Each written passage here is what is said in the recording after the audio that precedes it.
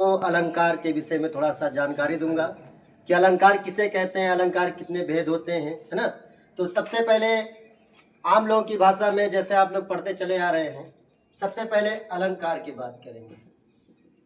अलंकार किसे कहते हैं? तो इसकी परिभाषा क्या है? काव्य की शोभा बढ़ाने वाले शब्दों को क्या कहते हैं? अलंकार कहते हैं। क्या कहते हैं? अलंकार कहते हैं। ठीक है। अब देखिए अलंकार कितने भेद होते हैं? अलंकार के दो भेद होते हैं। जो पहला होता है वो होता है शब्द अलंकार। क्या होता है? शब्द अलंकार। और जो दूसरा होता है उसको बोलते हैं अर्थालंकार।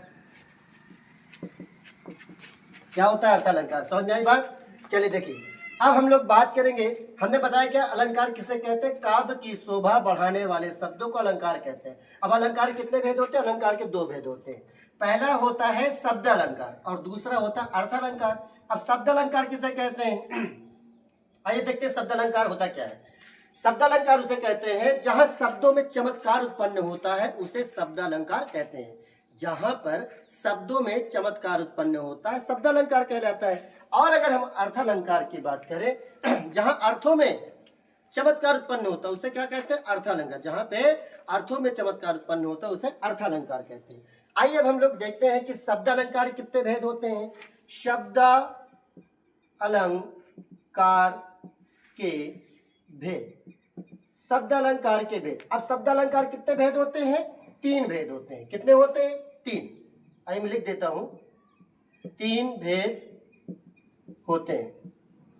ठीक है। पहला जो होता है वो अनुप्रास होता है। क्या होता है? अनुप्रास। दूसरा क्या होता है? यमक होता है। क्या होता है? यमक। और तीसरा क्या होता है? श्लेष। क्या होता है? श्लेष अलंकार। ठीक है। ये तो हमारे शब्द अलंकार के भेद थे। अब इसके बाद अगर हम लोग बात करें अर्थालंकार, किसकी? अर्थालंकार। अर्थालंकार। अर्थालंकार कितने भेद होते हैं? उनके भेद तीन भेद होते हैं। पहला क्या होता है? कौन बच्चा बताएगा भाई? पहला कौन सा होता है? चले बताओ कौन सा होता है पहला? किसी को पता है? नहीं पता? चलो अच्छा मैं बताता हूं। सबसे पहले होता है उपमा। क्या होता है पहले? उपमा। दूसरा क्या होता है? रूपक। क्या होता है? रूपक। और तीसरा क्या होता है? उत्प्रेक्षा अलंकार।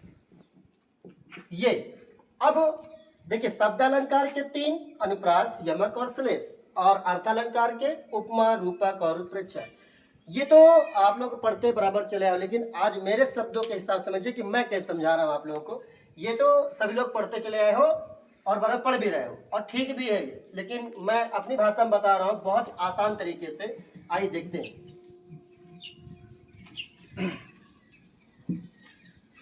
देखिए अलंकार जो होता है, अलंकार के दो भेद होते हैं। कितने भेद होते हैं? दो भेद होते हैं। पहला जो होता है वो होता है शब्द अलंकार। पहला शब्द अलंकार। दूसरा होता है रूपक अलंकार।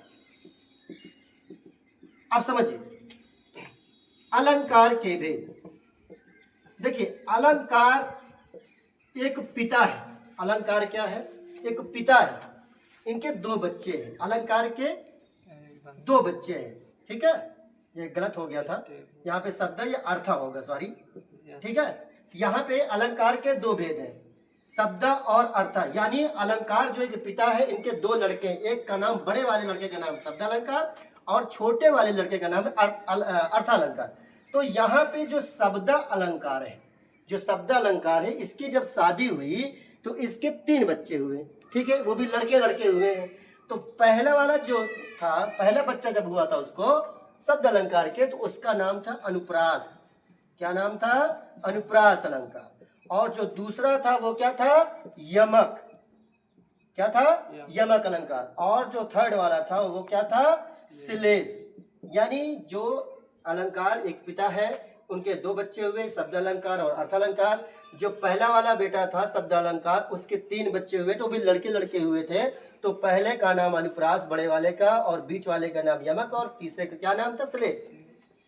अब अगर हम लोग अर्थालंकार की बात करें, इनके 3 लड़कियां हुई, ये छोटा भाई इसका छोटा भाई है, और ये अलंकार जो पिता है इसके, ये क्या है छोटा वाला लड़का, इसके 3 लड़के हैं। कितने लड़के हैं? 3। पहले वाले का जो नाम है वो क्या नाम है? उपमा। ये लड़की का नाम है, उनकी लड़की हुई, अर्थालंकार की लड़की हुई है, तो पहले वाले क्या नाम है? उपमा। और जो दूसरा है उसका नाम क्या है? रूपक।